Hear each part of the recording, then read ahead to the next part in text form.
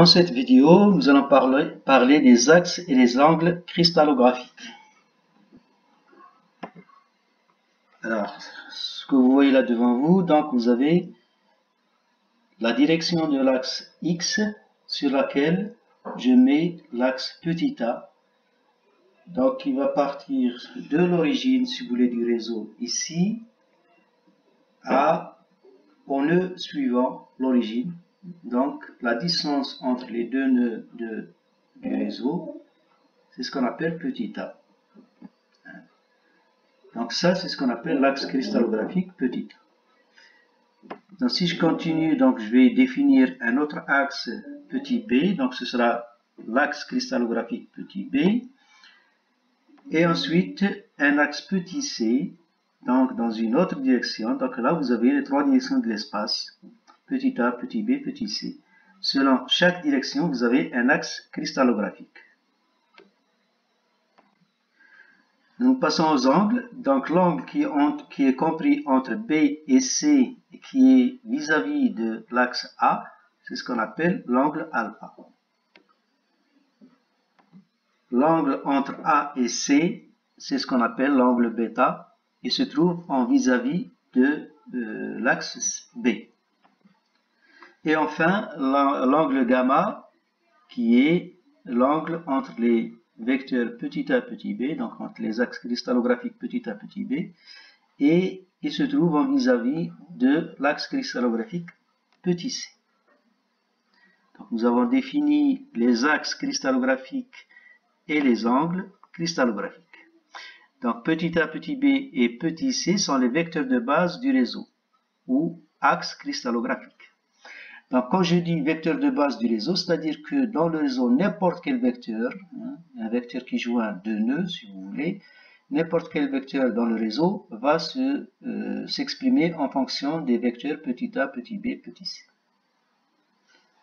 Donc, ce sont ce qu'on appelle les vecteurs de base du réseau. Or, petit a en module, c'est ce qu'on appelle la période selon l'axe cristallographique petit a. Donc le module du vecteur petit a, c'est la période de cette direction ou bien de cet axe. Petit b, c'est la période selon l'axe b, et petit c, c'est la période selon l'axe c. Enfin, les angles, vous avez l'angle alpha, c'est l'angle entre b et c, bêta, c'est entre a et c, et gamma, angle entre a et b. Maintenant, nous allons passer aux rangées réticulaires. Donc, vous avez ici les rangées réticulaires. Et on va d'abord donner la définition de ce que c'est qu'une rangée réticulaire. Donc, une rangée réticulaire est une droite passant par deux ou plusieurs nœuds du réseau. Donc, quand vous avez deux ou plusieurs points du réseau, c'est ce qu'on appelle les nœuds, c'est les points du réseau. Donc, quand vous avez une droite qui passe par deux ou plusieurs nœuds du réseau, donc quand j'ai droite, ça veut dire que les nœuds sont alignés. Donc ils passent par deux ou plusieurs nœuds alignés.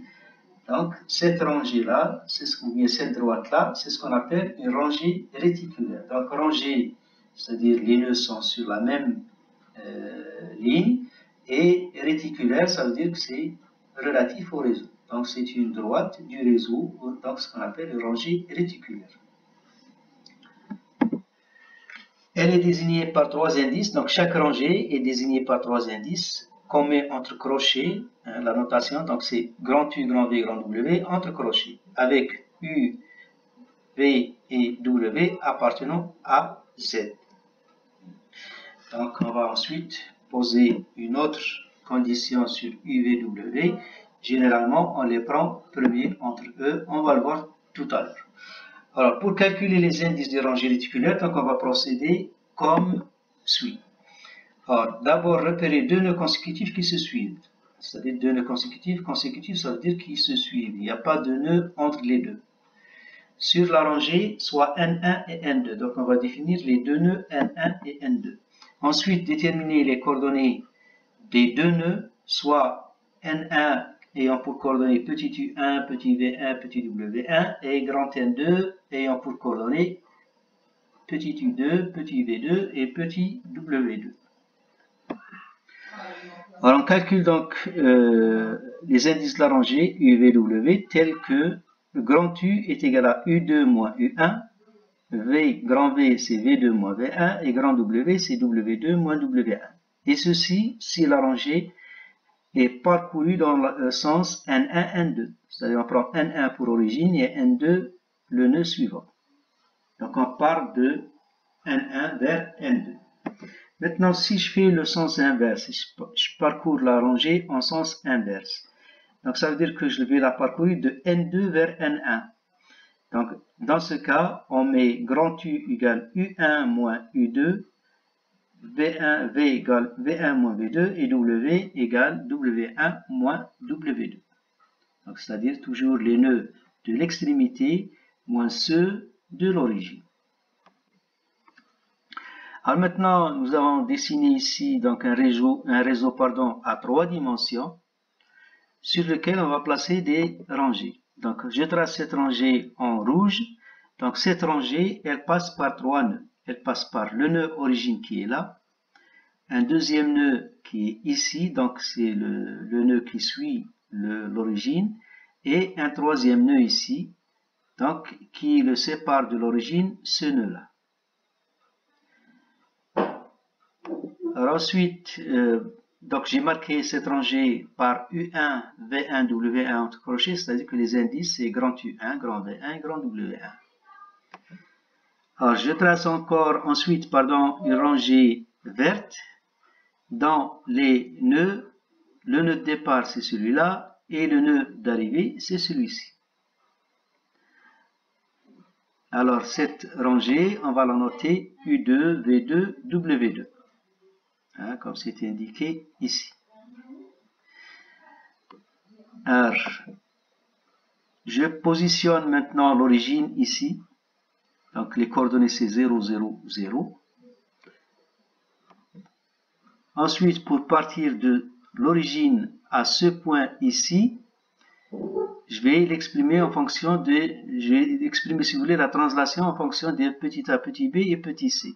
Donc pour aller de l'origine ici à ce nœud là, donc je dois faire donc une fois A ici, hein, ce que j'ai dessiné en bleu, donc je parcours la rangée parallèle à A de une fois A, ensuite une fois B, hein, c'est cette distance là, plus une fois C, hein, c'est cette distance ici. Voilà.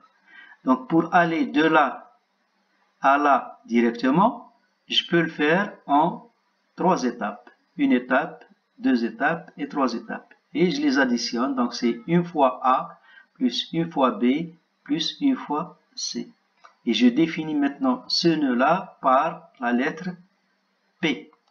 Donc le P, les coordonnées de ce point-là, c'est 1, 1, 1. Parce que pour passer de O à P, je fais une fois A, c'est le premier 1, une fois B, c'est le deuxième 1, et une fois C, c'est le troisième 1. Ensuite, maintenant, je vais regarder qu'est-ce que je dois faire pour aller de là, de O à ce point-là. Donc, on va faire 2 fois A pour arriver sur ce plan ici, le plan qui contient donc le nœud. Et ensuite, je fais 2 fois B pour se retrouver sur la droite qui contient le point ici. Donc, je continue. 2 fois B, donc c'est le marron ici, donc 2 fois A plus 2 fois B, plus 2 fois C. Voilà. Donc, je suis passé de O à ce point-là qu'on va appeler donc le point que l'on de coordonnées 2, 2, 2. Alors, on continue maintenant. On va partir de ce point-là à ce point ici. Donc, puisque le point se trouve par rapport à l'origine sur ce plan-là, donc je ne dois pas sortir de ce plan. Donc, je ne dois pas me déplacer selon A, parce que si je me déplace selon A, je vais quitter le plan ici qui contient le point. Donc, je fais 0A. Donc, je ne me déplace pas selon A. Et je me déplace de une fois B. c'est ce qu'il y a en bleu ici.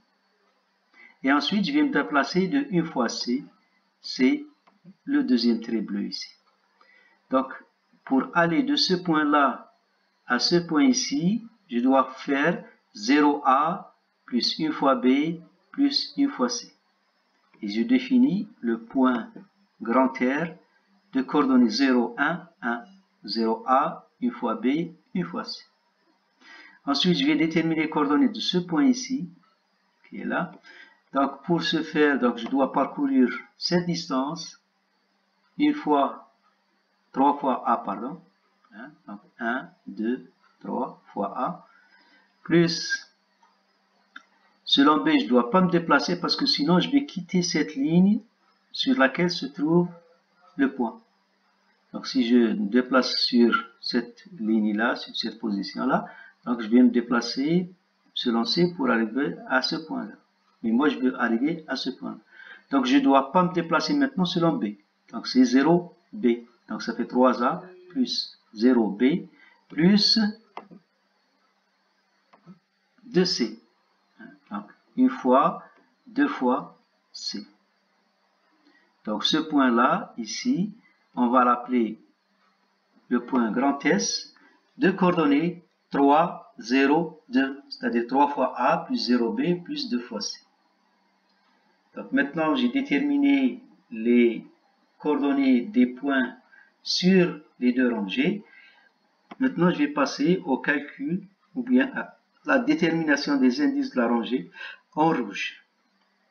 Alors, cette rangée en rouge, comment déterminer les indices? Donc, si je prends le nœud origine là et le nœud extrémité ici, je parcours la distance ou bien la rangée selon le sens OP.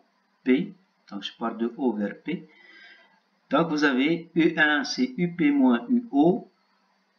Donc, c'est 1 moins 0, c'est 1. V1, c'est VP moins VO. Donc, c'est 1 moins 0, c'est 1 aussi. Et W1, c'est WP moins WO. C'est aussi 1 moins 0, donc c'est 1.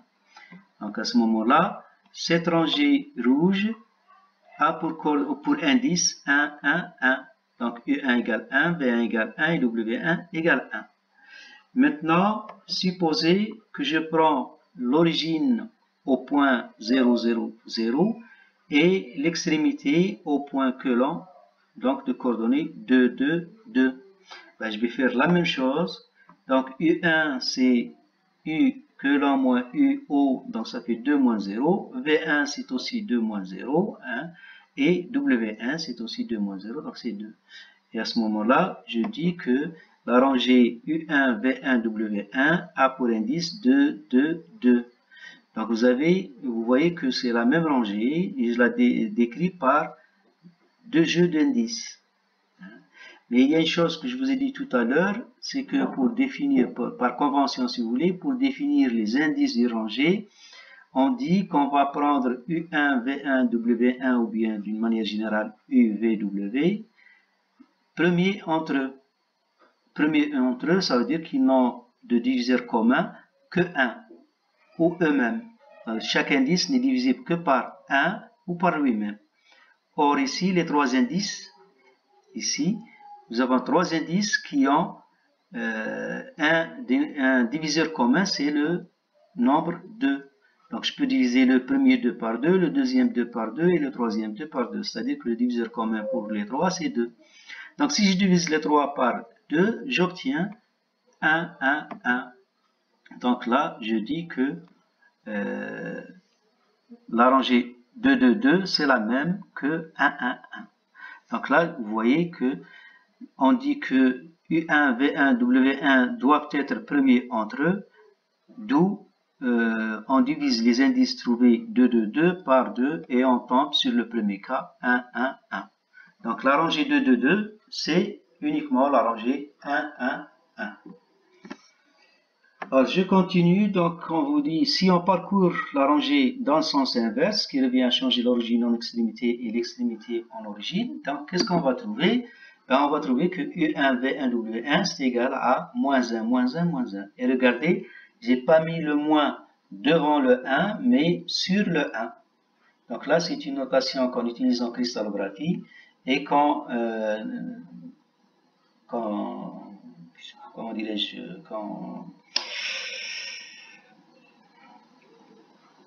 qu'on épelle, si vous voulez, par un bar, deux bars, un bar, un bar, un bar.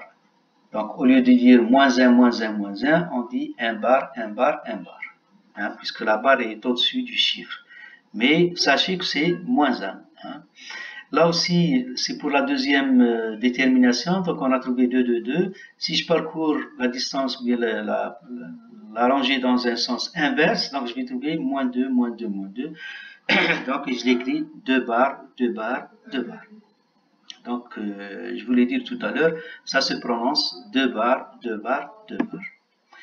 Alors maintenant, si je prends le nœud origine en R, maintenant c'est pour la rangée verte, donc la rangée en vert. Je prends le nœud origine grand R 0, 1, 1. Et le nœud extrémité, c'est le S302. Donc, comme tout à l'heure, on va définir les U2, V2, W2. Donc, on met US moins UR, VS moins VR et WS moins WR. Et on trouve donc pour U2, on trouve 3. Pour V2, moins 1. Et pour W2, 1. Donc, on va noter la rangée U2, V2, W2 par 3, 1 bar, 1. Et sachez que 1 bar, ça veut dire moins 1.